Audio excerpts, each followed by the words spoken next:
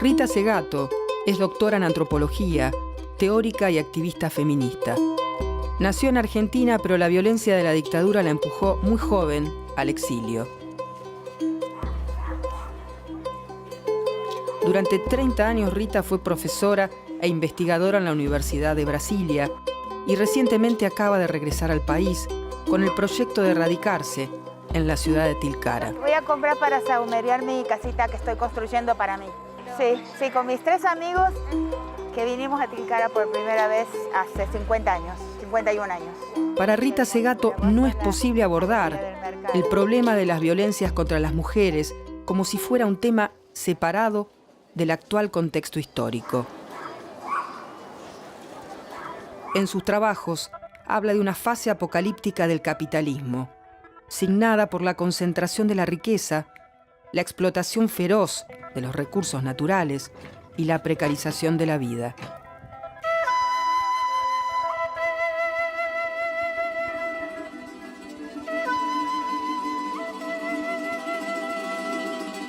Luego de su trabajo sobre los femicidios en Ciudad Juárez, México, Rita no ha parado de viajar. Sin embargo, vuelve siempre a este territorio. Estas montañas, ese espacio que ven aquí, es un libro donde se puede leer la historia. Y el volver los ojos hacia la América profunda, en esta dirección, ¿no? En Tilcara se le reveló el rostro indígena de América Latina y comprendió que el valor comunidad del mundo andino puede iluminar otro horizonte posible para la humanidad.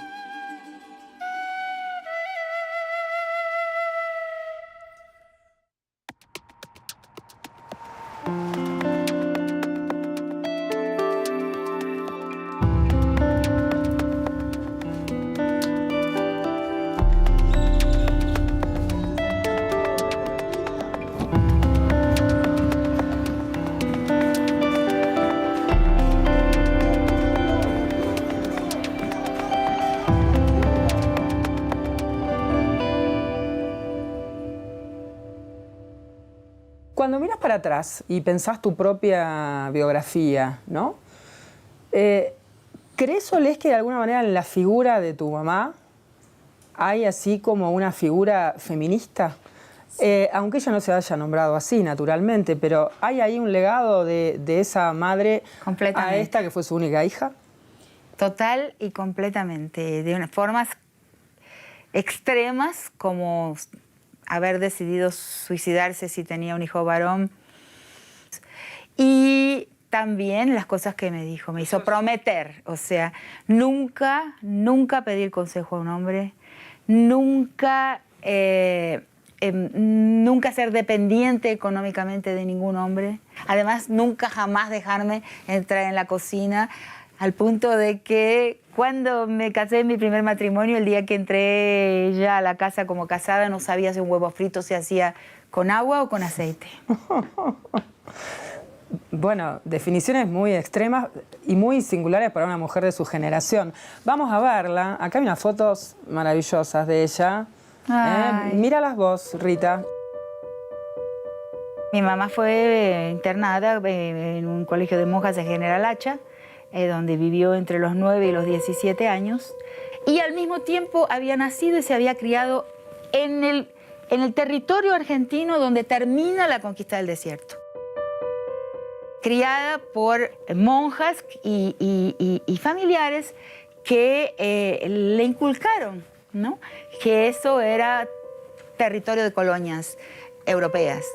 Y ella tenía un racismo profundo por el miedo a un retroceso histórico, a lo que ella ciertamente vivió como la gran grieta, que es la grieta entre los blancos y los indios en esa frontera oeste de la Argentina.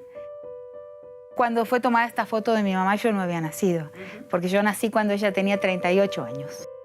Esta es la foto de mi mamá con el hombre con quien, a pesar de casada, ella vivió 30 años. O sea, él es mi papá biológico, es tu papá biológico. Pablo Doktorovich. Un hombre buenísimo, pero que nunca mantuvo con ella una relación marital. Y es mi mamá, posiblemente recién llegada de La Pampa, a los 17, 18 años. Es una historia un poco dolorosa, ¿no? Bastante dolorosa, pero falta un detalle importante ahí. Mi mamá llega de La Pampa, llega a la casa huérfana, el abuelito que le pagaba el colegio, que también de Uriburu, había fallecido, llega a una casa y es casada sin pedirle permiso, apenas cumple 18 años, con mi padre legal, digamos, Juan María Segato, Mario Segato, al que amé y nos quisimos enormemente, y que también me cuidó. Y así mi mamá convive a lo largo de décadas, ¿no? Con estos dos hombres, uno 20 años mayor que ella, Segato, y otro 25 años mayor que ella, porque no había un conflicto ahí, ningún conflicto. Tengo orgullo de mi vida, de mi historia, no la oculto a nadie. Tengo un gran orgullo de esa historia irregular que me hizo ser la persona que soy, ¿no? Totalmente fuera del padrón. Rita, esta es de algún modo la geografía donde todo empezó, ¿no? ¿Acá? Sí. ¿Llegaste cuándo? Sí. En 1966. Una niña, ahora me doy cuenta que era tan chica, con 14 años, porteña, ¿no? De un mundo que miraba hacia Europa, ¿no? Primero como una nena, ¿no? Una estudiante del segundo año del secundario. Tomé un extraño tipo de decisión, ¿no? Que no es una decisión enteramente racional. Es una decisión existencial, de contacto, de raíz, de búsqueda, de curiosidad, de deseo.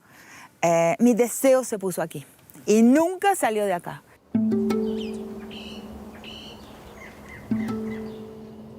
Todavía pienso que las raíces profundas de la Argentina, el momento en que se termina la Guerra de la Independencia, es por aquí, y más todavía, ¿no? El pasado anterior que todavía está presente en la gente, en las familias que viven en Tilcara, en Huichaira, en Huella, o sea, en los paisajes que vemos desde aquí. Es para aquí que yo quería venir, en esta dirección, ¿no? Una dirección no es solamente geográfica, es histórica, es existencial, es ideológica.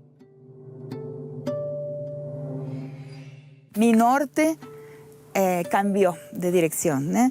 Salió de París y vino hacia acá, vino hacia Tilcara, vino hacia La Paz, vino hacia el Cusco, ¿no? Hacia el Perú, y vino hacia la América profunda, ¿no? Que es una expresión que se popularizó mucho con un antropólogo mexicano, ¿no? Bonfil Batalla, pero el primero que formula esa idea de la Argentina profunda es alguien que también tuvo la misma experiencia de conversión ideológica, vamos a decir. Así que fue Kusch. Él habló de la Argentina profunda. Y él dijo, la Argentina profunda es Bolivia. Y esto aquí, en este espacio, la frontera política entre Argentina y los países andinos se torna totalmente arbitraria, totalmente indebida.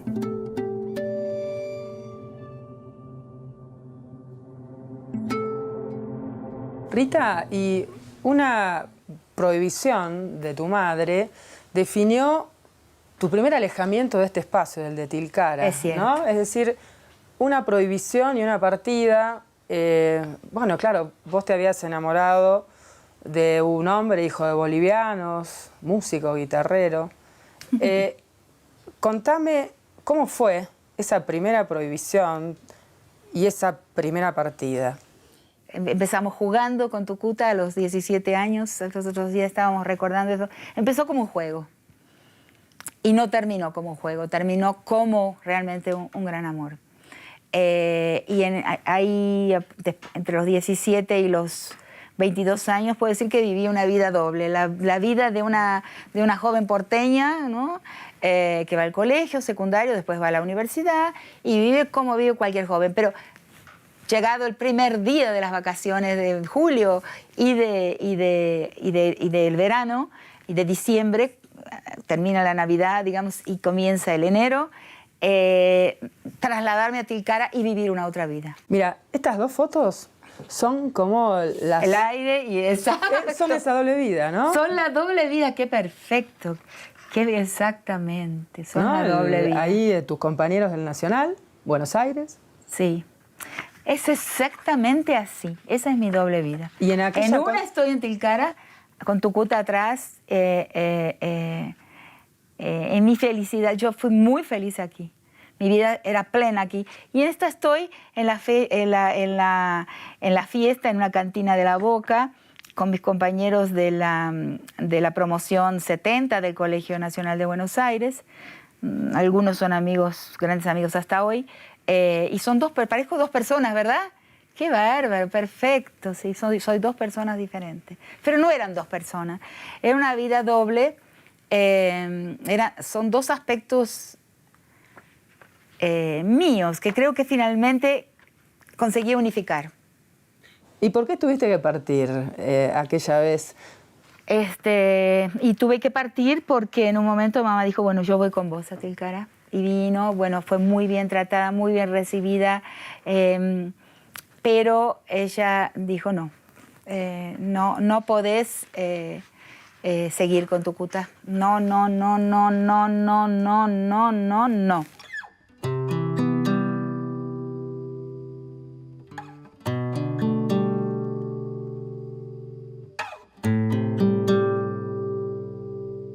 Y ahí vino esa prohibición y aceptaste y partiste de Tilcara, fue tu primera... Bueno, ahí entonces yo empiezo a enfermarme porque me doy cuenta que he perdido a Tucuta. También comprendo que lo quería con todo mi corazón, que lo quería profundamente y que con él había aprendido un montón de cosas que hasta hoy son importantes para mí. Entonces con mi mamá volvemos a Tilcara cuando ya estábamos separados. Y yo ya me iba, yo ya sabía que me iba a Venezuela en marzo del 75. Entonces en el carnaval del 75, febrero del 75, volví a Tilcara y me enfermé. Pero me enfermé muy mal. Y entonces mi mamá se arrepintió profundamente de lo que había hecho. Y me regaló estos aritos que tengo hoy puestos de guabrú. Los compró y me los puse, nunca los uso. Qué raro, ¿no? ¿Será que la estamos invocando? Sí, yo creo que estamos sí. invocando estas historias. Creo que sí.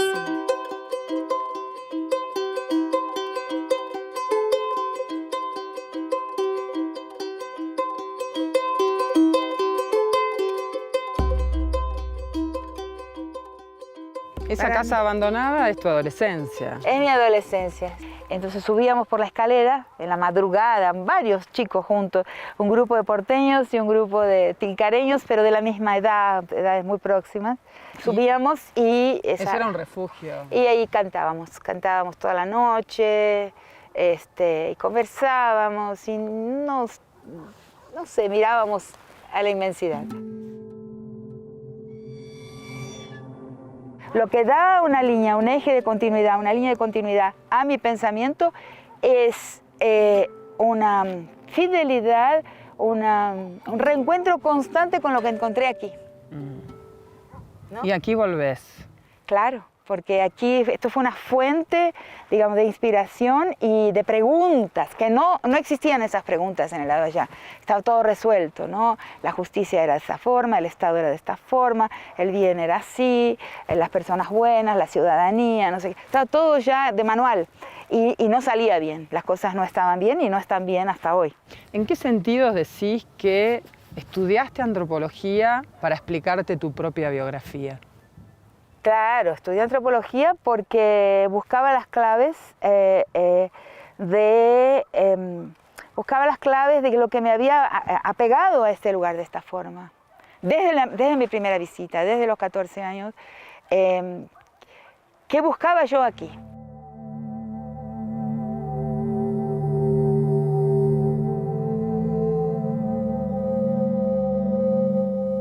Bueno, hay algo de los lazos comunitarios que uno ve en el mercado, en las celebraciones. Saludarse. O sea, yo cuando llegué quedaba espantada porque Había que ir todos los días al mercado, todas las mañanas al mercado. Yo no, yo voy al supermercado y compro para un mes y no gasto más tiempo en eso. No, es que el mercado es el lugar de la sociabilidad, es el lugar donde uno conversa, dice buen día, muestra la cara, muestra al otro, le hace un chiste.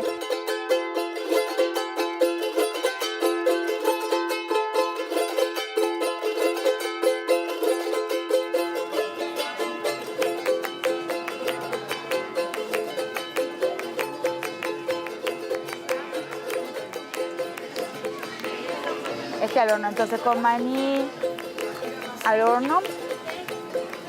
¿Me das un mezcla? Hay determinados escenarios, ¿no?, que te interesan, especialmente has escrito sobre ellos. El mercado es uno de ellos. El mercado antes y ahora, ¿no? Bueno, en este mundo andino, la mujer fue la mujer indígena o chola. Por mucho tiempo fue la dueña del dinero. O sea, y eso es una cosa que es importante darse cuenta, porque pensamos siempre que la modernidad trajo la igualdad.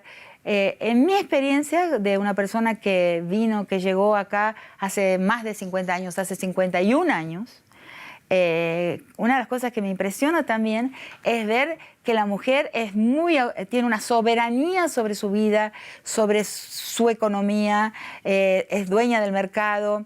Y eso es lo mismo en el mundo andino como en muchos países de África, con muchos pueblos africanos también. Y hoy en día hay una caída, hay una abrupta caída de la posición y de la soberanía sobre su propia vida de las mujeres. Y yo veo que la mujer antes tenía mucho más poder, mucho más autoridad, mucho más prestigio social y mucho más soberanía sobre su cuerpo y sobre el dinero, o sea, sobre las bases materiales de la existencia que hoy. Hoy eso se ve en el mercado. Todavía en el mercado vemos que es un mundo femenino. Estás hablando de las mujeres indígenas. Sí, sí, sí. Las mujeres de acá, o sea, por mucho tiempo no les llamamos mujeres indígenas. Pero es un mundo indígena, la gente acá es indígena.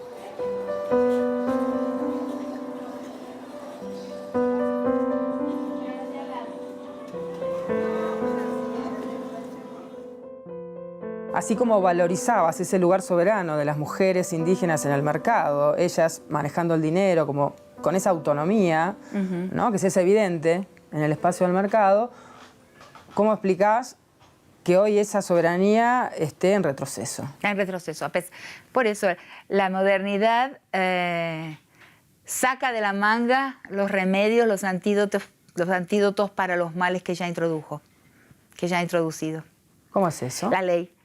O sea, va destruyendo vínculos, va destruyendo formas de existencia que tienen grandes aciertos. No voy a decir que todos son aciertos, pero donde hay grandes aciertos. Por ejemplo, una vigilancia colectiva sobre la posibilidad de una agresión letal a una mujer dentro de las cuatro paredes de su vivienda. La protección que la comunidad da a las personas, el Estado no la puede dar. Nunca en ningún caso ha probado que es capaz de proteger a las personas, especialmente a las mujeres y a los niños, de la manera en que la comunidad los protege. Y de la manera en que ves en el mundo aldea. Lo veo en lo que llamo el mundo aldea. Y en Tilcara también, en Huella uno ve, ¿no? Es la comunidad la que custodia. Si le pasa algo a una mujer, las mujeres tienen redes. Aún dentro de conflictos se unen y hay un blindaje ahí del mundo femenino. O sea, porque hay el mundo de las mujeres y el mundo de los hombres. Acá queda eso, queda y se presentifica, por ejemplo, en el jueves de comadre, que precede al carnaval, y es un momento en que las mujeres de la familia, atravesando antipatías, a veces algunos conflictos, lo que sea, pero se unen y son las mujeres. Entonces, eso permanece acá. Eso es completamente indígena.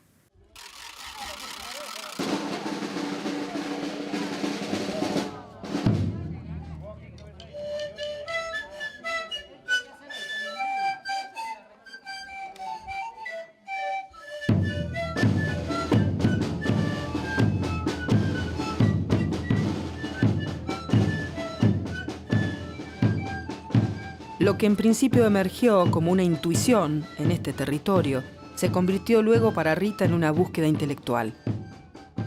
Aquí comprendió cómo el eurocentrismo se vuelve racismo y cómo en torno a la raza se construyen jerarquías y se le otorga un valor desigual a las personas y a sus saberes.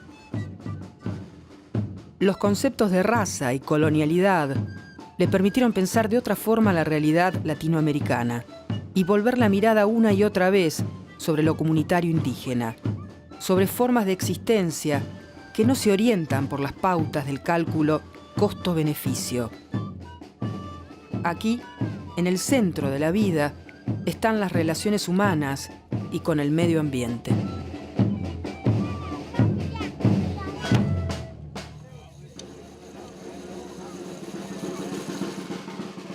Lo primero que la colonialidad nos roba es el espejo y la memoria. O sea, lo que hicieron, siempre digo y lo voy a repetir acá, que nosotros somos un continente de desertores, donde las mayorías han desertado, las grandes mayorías han desertado de sus pueblos y se han dicho blancos. Y han puesto el retrato de sus bisabuelos y tatarabuelos boca abajo en el último cajón de la cómoda cuando no los han quemado.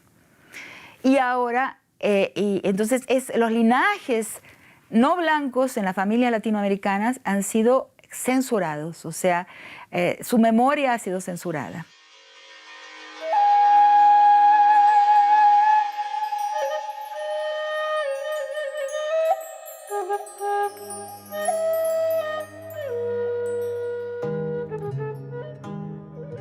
Rita, en tus trabajos trazas un paralelo entre la rapiña en los cuerpos de las mujeres, la rapiña y la violencia feroz en los cuerpos de las mujeres y la rapiña a la naturaleza, al ambiente.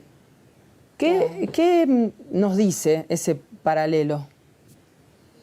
Bueno, nos habla de una pedagogía de la crueldad. Los dos reflejan este momento histórico que ha llegado a una fase apocalíptica del proyecto histórico del capital. Hay un problema de crueldad. Y una de las formas, una de las formas básicas de esa pedagogía de la crueldad es la crueldad que transforma en cosa la vida, el cuerpo de las mujeres. Y la prostitución o las violaciones de varios tipos, el joven que es enseñado a transformar su visión de las mujeres en una visión a la cosa, ¿no? Es parte de esta pedagogía. La pedagogía de la crueldad es una pedagogía masculina, es el mandato de masculinidad, donde el gozo no está colocado en la consumición. Vos consumís cosas, o sea, el cuerpo está para el consumo, por lo tanto está transformado en cosa. La naturaleza está para el extractivismo, o sea, está transformado en cosa y en espacio donde están las cosas. O sea, es tremendamente cruel porque con las cosas uno no tiene empatía. La empatía es con las personas, o debería ser.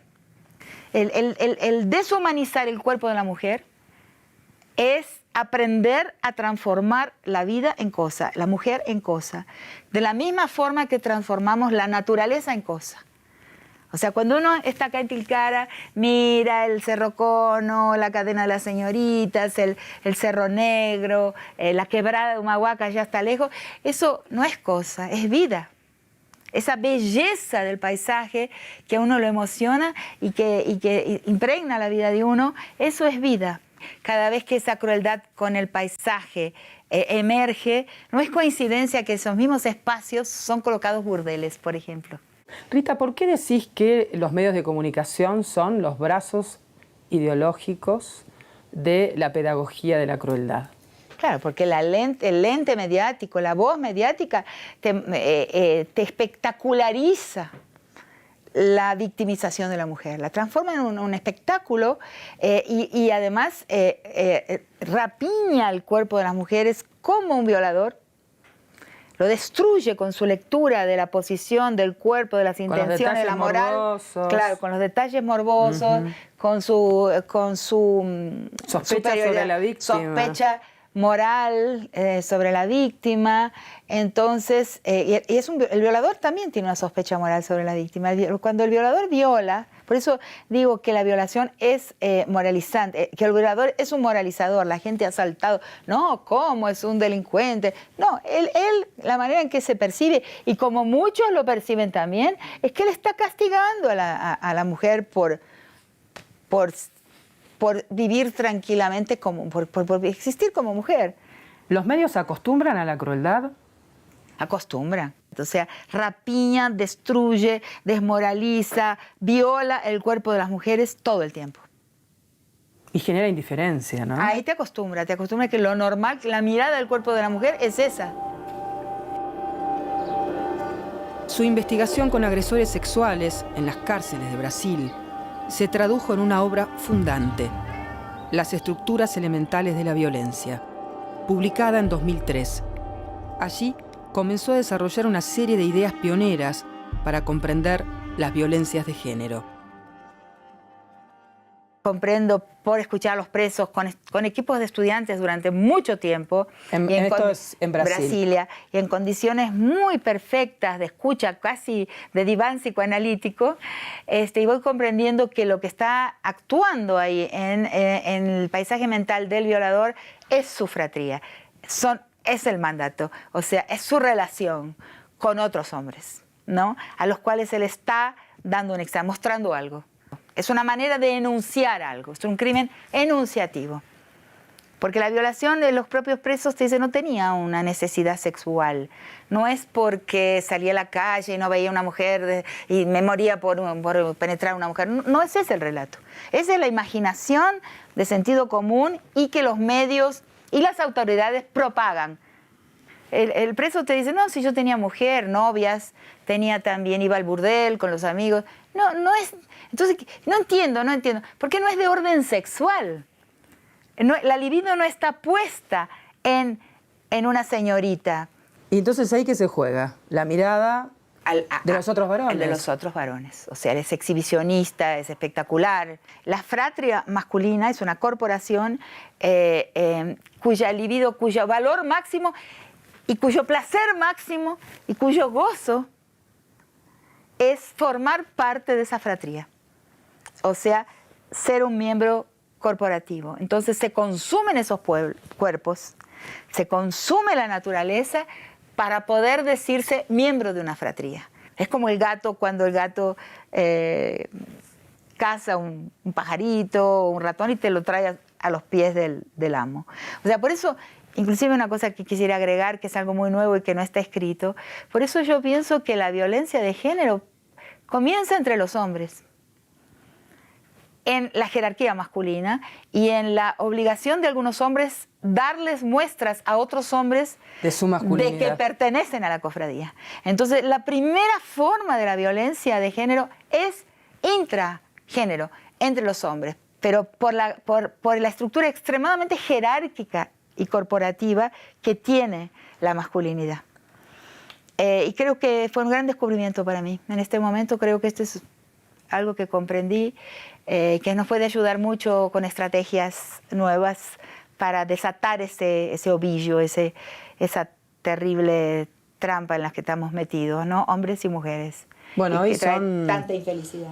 Son muchos, ¿no? Los varones que están interpelando, sí, son cada vez esa más configuración de la masculinidad, sí, ¿no? Me doy cuenta porque recibo cartas, muchísimas cartas, que antes ni se me hubiera ocurrido, de varones agradeciendo o pidiéndome que vaya a un lugar. Los otros días, cuando estaba en la mesa de cierre del Congreso de Historia para las Mujeres, un hombre pasó por la mesa al final, cuando terminamos, lloroso y con los ojos en lágrimas, y me entregó una carta. Y la carta es muy difícil para mí ver qué puedo, no qué puedo hacer por esa persona, sino qué puedo hacer con relación a ciertos errores que cometemos.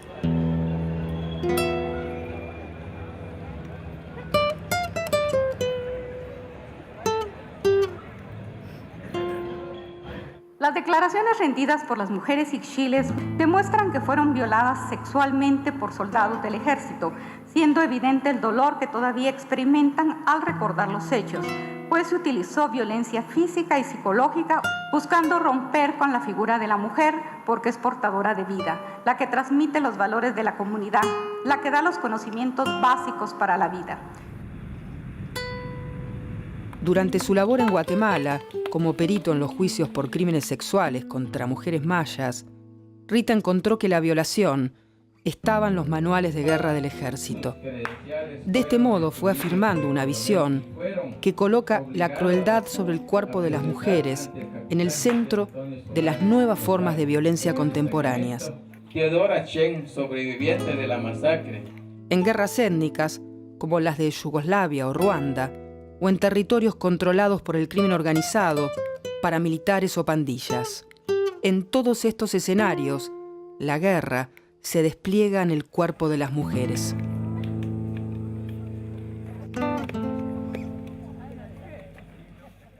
Vos insistís cada vez que podés en la necesidad de poner en contexto las violencias contra las mujeres, ¿no? E incluso hablas de nuevas formas de violencia, de nuevas formas de la guerra que encuentran su campo de batalla en el cuerpo de las mujeres. Sí. ¿Ese es el signo de este tiempo, Rita?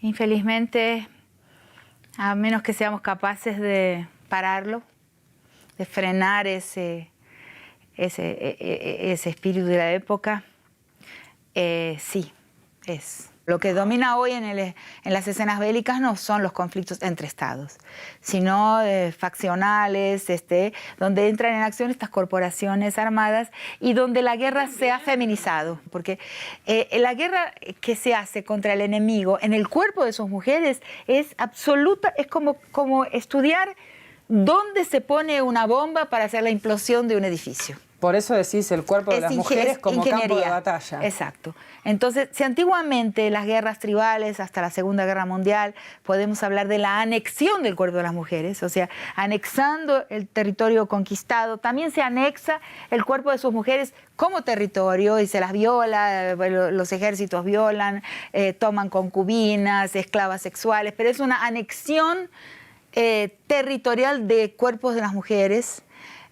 Hoy hay algo que para mí es una discontinuidad en la historia de la guerra y algunas autoras, juezas sobre todo, que han participado de las cortes ad hoc para Ruanda o para la ex Yugoslavia y que han dado noticia de que algo raro sucede porque hay formas de crueldad aplicadas al cuerpo de las mujeres que no son de distinto orden porque son la destrucción del cuerpo por medios sexuales. Entonces, ahí hay otra cosa, es la sexualidad como arma de guerra, o sea, como destrucción de la moral o del edificio social del enemigo, mediante este sujeto femenino que es el sujeto del arraigo, el sujeto que anuda los lazos comunitarios. Cuando se destruye ese cuerpo con crueldad es como que si la comunidad se rasga, o sea, entran ahí fuerzas destructivas, son colocadas en su interior. Yo eso lo vi claramente en Guatemala y hace parte de mi peritaje, donde es en la mujer que se destruye la cohesión de la corporación enemiga, la cohesión del barrio enemigo, la cohesión del pueblo enemigo. Es en el cuerpo de la mujer que se destruye lo que simboliza el arraigo comunitario. Oye, ¿tú ves alguna conexión entre las narcofosas y las muertes de las mujeres? Ninguna. ¿Para nada? Para nada. En Ciudad Juárez, México, durante 11 años, se produjeron asesinatos sistemáticos de mujeres. El mismo tipo de mujeres. Jóvenes, pobres y obreras, asesinadas cruelmente. Que aquí todo es muy raro, por ejemplo, cuando nosotros hacemos los rastreos, ¿verdad? Se hacen los rastreos y a los 4 o 5 días aparecen muertas. Aunque sea el puro esqueleto, ¿verdad? Pero aparecen en ciertos lugares. Entonces digo, ¿cómo está eso? Si se hacen rastreos, si hay vigilancia y todo esto, ¿cómo las van y las tiran hasta allá o las dejan hasta allá? Pues es algo, no sé, ilógico que casi enfrente de una estación de policía desaparezca a mi hija.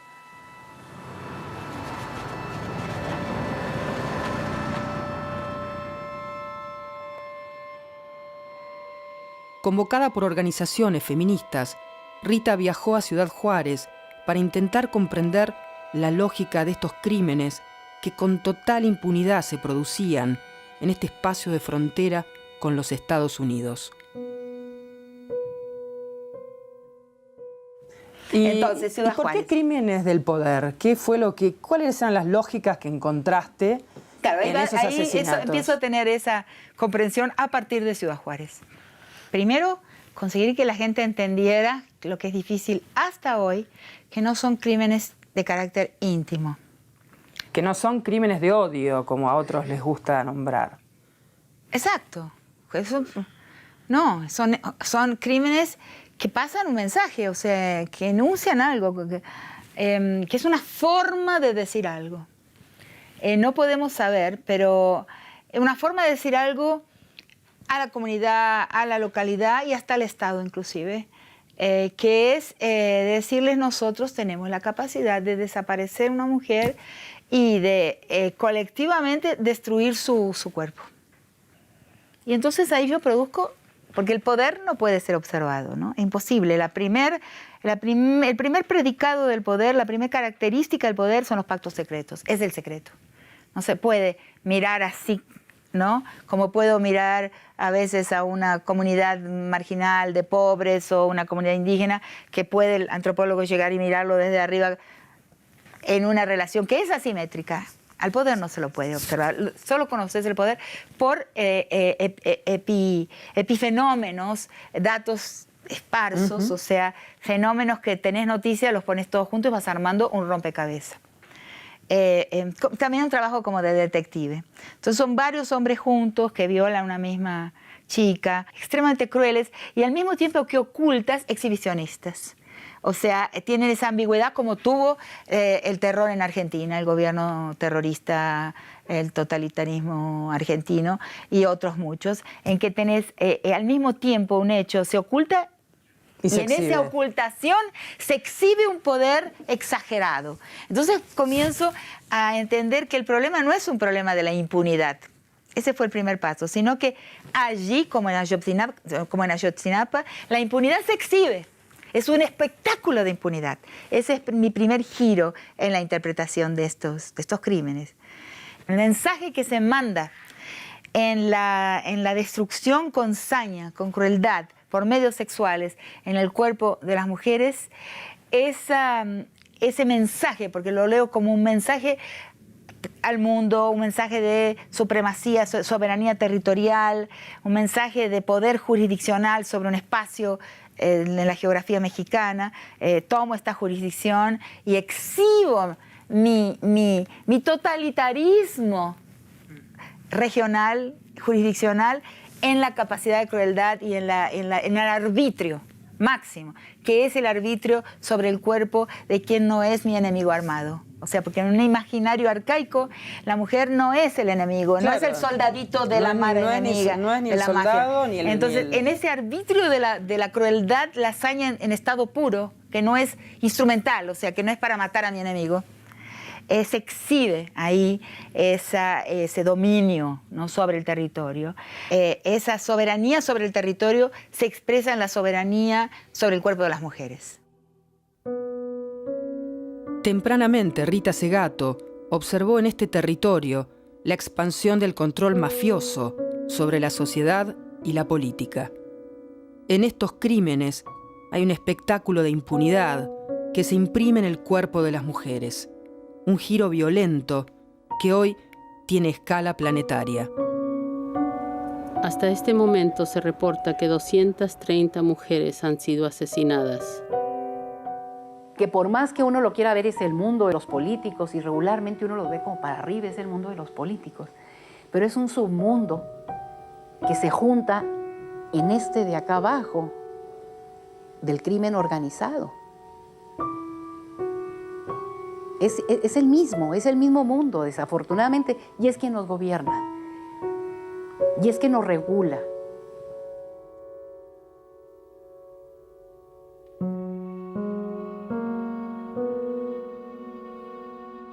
Y entonces no estamos en una época muy terrible, en una época que llamo una época donde hablar de desigualdad ya no captura la realidad del momento.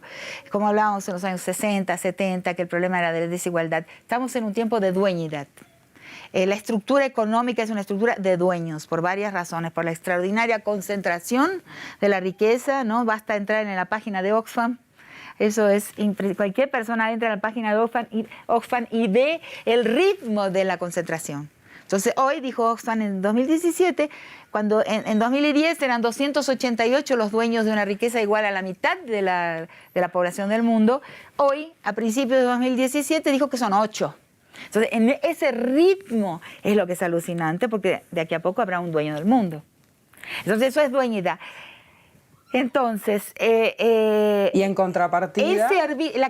la dueñidad significa que hay señores de la vida y de la muerte, que tienen capacidad de arbitrio, frente a cuyo poder de compra es imposible que una institución pueda colocar un límite al poder de compra de tal grado de concentración. Y hoy son los mismos grandes empresarios, Trump, que son los políticos.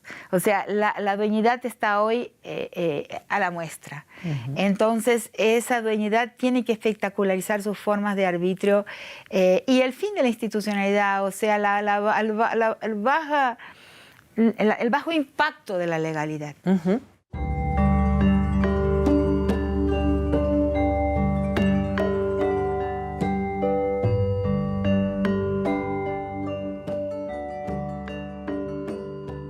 Contame estas dos fotos, Rita. Ah, sí. Bueno, después de Brasilia, pues Brasilia fue en realidad, claro, vine desde Venezuela. De Venezuela fui a Brasilia y después volví a Venezuela y después me fui a estudiar mi maestría y mi doctorado a Irlanda. Y aquí entonces me embarazo de mi primer hijo, Ernesto. Y están los gatos, ¿no? Que nació allá, que nació en Belfast, que nació en Irlanda. Digo, no le vamos a quitar protagonismo porque... No, este gato se llamaba Aleli. Amores. Amores. También. Los gatos también acompañan toda mi vida, sí.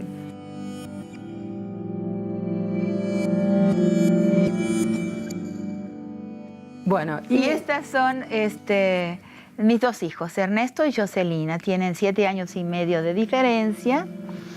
Y yo estaba haciendo la valija para viajar y se deben haber dado cuenta de que si se metían adentro de la valija, o yo no viajaba o ellos iban conmigo, ¿no? Entonces encontraron ahí un momento de alianza antimaterna, ¿no? Contra los planes de su mamá de irse de viaje. ¿Tus dos hijos que tienen ahora qué edades? 35 y 28.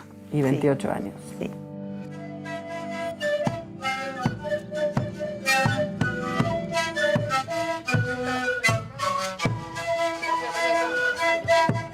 Aquí estamos, frente al pozo, frente al hoyo, que vamos a dar de comer en agradecimiento.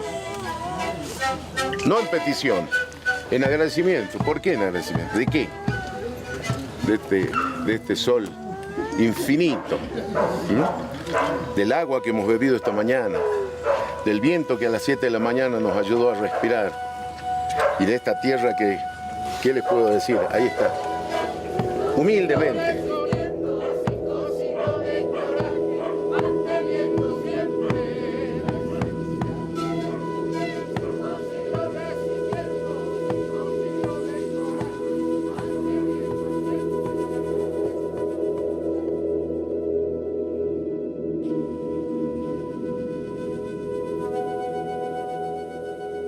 Rita, ese gato nunca se fue.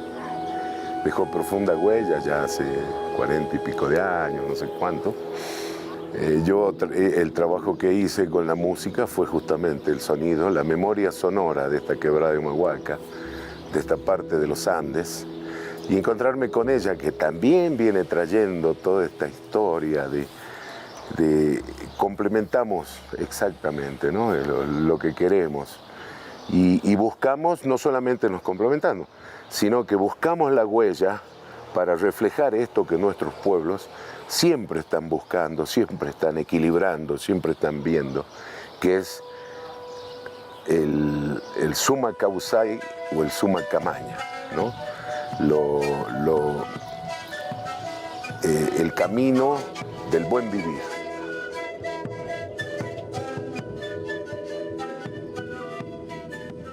Ayer mismo estuvimos participando de la celebración de la Pacha y estuvimos charlando, ¿no?, en estos días sobre los sentidos, ¿no? Vos, para la mirada de esta comunidad, sos una gringa, ¿no? Sí. Aunque pertenecés, aunque tenés esta historia, ¿cómo te apropiaste? ¿Cómo te fuiste apropiando vos de ese valor tan profundo que tiene la celebración de la Pacha para la vida? Y en el Día de la Pacha yo me comporto mucho más como una gringa, yo creo, porque yo siento que me estoy apropiando de algo que quizás no me pertenece por nacimiento. Tengo un pudor ahí, un escrúpulo. Entonces hay varias formas de participación en un proyecto que a uno le parece un proyecto interesante, un proyecto histórico, no un proyecto individual, un proyecto histórico, el proyecto de continuar como pueblo, el proyecto de continuar en el arraigo, el proyecto de continuar en una relación con el cosmos, en fin, que es donde materia y espíritu no están separados, ese cosmos que es el cosmos de acá, que es una materialidad espiritualizada y un espíritu materializado. Me parece un proyecto mucho más interesante que el proyecto de la colonial modernidad guión capitalismo. Entonces, yo no nací acá, aunque nací en este país, donde, como dije, el mundo indígena está debajo de un muy, muy fino epitelio, y este país me habita en varias regiones, este continente me habita, veo cómo me habita, lo veo cuando voy a París, o si voy a dar una conferencia a cualquier país europeo, mismo inclusive España, o a los Estados Unidos, o sea, todos somos Fanon, ¿no? Llegamos allá, aquí juego en el equipo de los blancos, allá juego en el equipo de los no blancos. De los sudacas. De los sudacas, exacto. No, ninguno de nosotros es blanco cuando llega a París, todos somos Fanon. Entonces, ¿cuál es mi papel? ¿Cuál es el papel del intelectual y cómo consigo explicar mi papel acá? Bueno, producir retóricas de valor. O sea, aquel que trabaja con la palabra, yo me considero una trabajadora de la palabra, su papel es dar, formular y ofrecer a la gente retóricas para que pueda defender, palabras, vocabulario, para que pueda defender y otorgar valor a lo que no tiene retórica de valor. Porque el mundo europeo, el mundo del desarrollo, del productivismo, del capital, tiene retóricas de valor, pero sobreabundantes. Abundantes y poderosas. Porque quiere decir, no te desarrolles, o no ahorres, o no produzcas. Es una herejía. Aunque pensamos que es así. Pero entonces nuestro trabajo, ya que esas son tan poderosas, es, por ejemplo, construir retóricas de valor para la vincularidad, para la forma de vincularidad, de amistad entre las personas, de colaboración, de reciprocidad, de vínculo entre los miembros de las comunidades por este lado de acá. Entonces yo opongo el proyecto histórico de los vínculos, que nos hace a veces gastar en el vínculo. La fiesta es eso, es un gasto en el vínculo. Y decir que esto tiene ventajas para la vida que invertir en las cosas no lo tiene.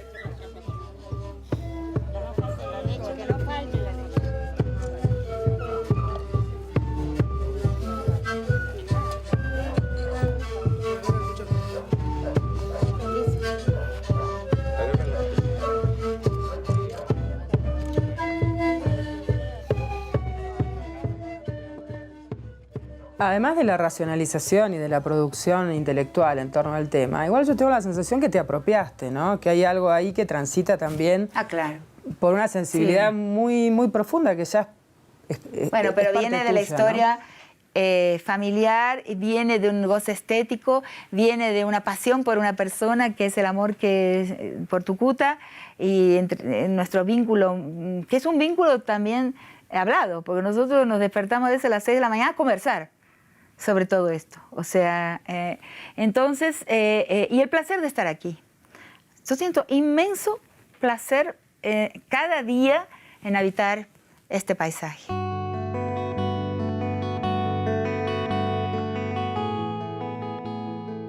¿Y este es el paisaje que te llevaste puesto a mí todos, sí, yo sí. a todas partes Yo sí. de tus largos periplos, los Sí, elegidos y los no siempre elegidos? soñé con volver aquí, mirando a veces el horizonte en Brasilia, que es el lugar donde trabajé muchísimos años. No sé si decir que viví, pero sí que trabajé muchísimos años. Y Brasilia tiene una característica, es una ciudad, digamos, esterilizada por la presencia estatal. En ese sentido, como estéril, ¿no? Agradable, parece Truman Show. Un gran escenario. Es un gran escenario. Por eso a partir de Brasilia sé distinguir muy bien los lugares que son un escenario, que se han convertido en un escenario, y que son los lugares que son realmente. ¿Y qué pensabas cuando mirabas por esa ventana?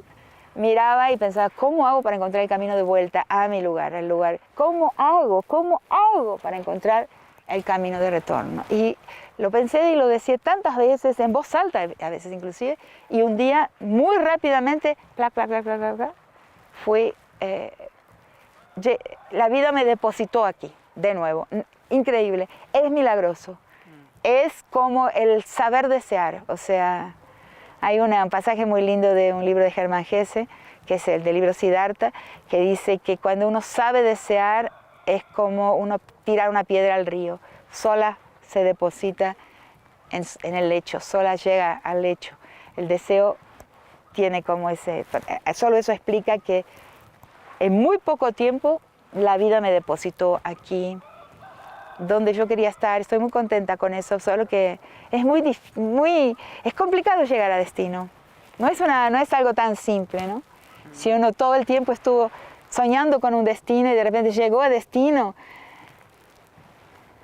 es difícil de procesar, porque los sueños son muy importantes para vivir.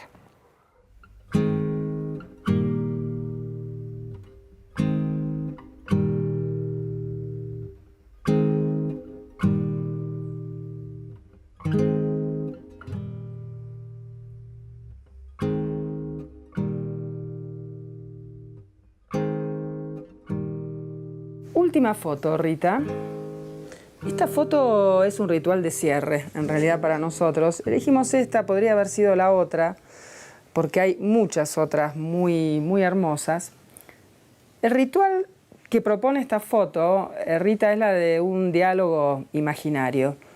¿Qué podría decirte esa Estaba joven muy triste, de ojos muy melancólicos mirando a la que está sentada aquí? Sí, estaba muy triste, porque claro, eso debe ser 1976 o 1979, de entre 1975 y 1979, en algún momento, épocas muy, muy tristes. Vivía en Venezuela yo, yo tengo un ojo alegre y un ojo triste. Tengo un ojo como al mundo y otro ojo hacia adentro. Pasaba noches y noches sin poder dormir pensando en lo que estaba sufriendo la gente en la Argentina, la tortura, el sufrimiento de las personas, la desaparición de personas queridas. Si pensás que esos ojos hoy miran a los de la Rita de hoy, ¿qué pasaría en ese diálogo? Me diría, no, jamás imaginé que ibas a poder ser tan feliz. Me dice, esta Rita me dice, nunca pensé que iba a poder zafar de tantos problemas, ultrapasar tantas dificultades y sobre todo volver a tu país. Siempre soñé con volver a mi país, siempre soñé con volver aquí, ¿no? A Tilcara. Pero que he llegado a un resultado, he llegado a una época sorprendentemente satisfactoria, vamos a decir. He llegado a destino, lo cual también es muy problemático, porque cuando uno llega a muchas cosas que deseó, que soñó, y llega y después, y ahí uno se pregunta. ¿Y ahora? Freud tiene un ensayo, ¿no? Porque hay que permanecer deseando lo inalcanzado para permanecer vivo. O Bueno, sea, pero- la insatisfacción es una cualidad indispensable de la vitalidad. Y yo siento de alguna manera que he llegado a un destino deseado por mí, en varios sentidos, de varias formas. Ahora pienso mucho en mis hijos, en que ellos puedan estar bien a pesar de haber tenido una madre un poco faltosa, ¿no? Un poco faltante, ni siempre presente, pero sí que siempre los quiso mucho, que los quiero, o sea, son... esta persona que está acá es una persona capaz de querer, con corazón, y yo soy una persona básicamente con corazón. Bueno, habrá que renovar el deseo, o como a vos te gusta decir, ¿no? La única utopía es que la historia es indomable, ¿no? Y si la historia es indomable, hay que hacerla, ¿no? ¡Qué lectora! Y hacerla ¿no? desde acá, ¿no? Sí, exacto. Y hacerla desde acá. La única utopía viva es la indecidibilidad, el carácter incontrolable de la historia. Ni por aquel país que solo tiene un poder de muerte mayor que todos los otros países juntos, ni ese país puede o no pudo jamás controlar la historia. Y si no aprendemos de la historia, ¿para qué nos sirve estudiar historia? Claro que sí. Gracias, Rita No, Segato, yo te por el agradezco. fueguito del corazón de estos días. Yo soy que te... Por este fueguito que nos aguanto, mirá. Sí, aguanto. hasta el final. Aguanto, ahí está. Muchas Yo gracias. que te agradezco. Muchas gracias, Qué una alegría lindo. enorme. Para mí también, para mí más. Sí. Teníamos un compañero en segundo del Colegio Nacional de Buenos Aires que era muy imaginativo y le propuso a 8 personas que viniéramos a Tilcara.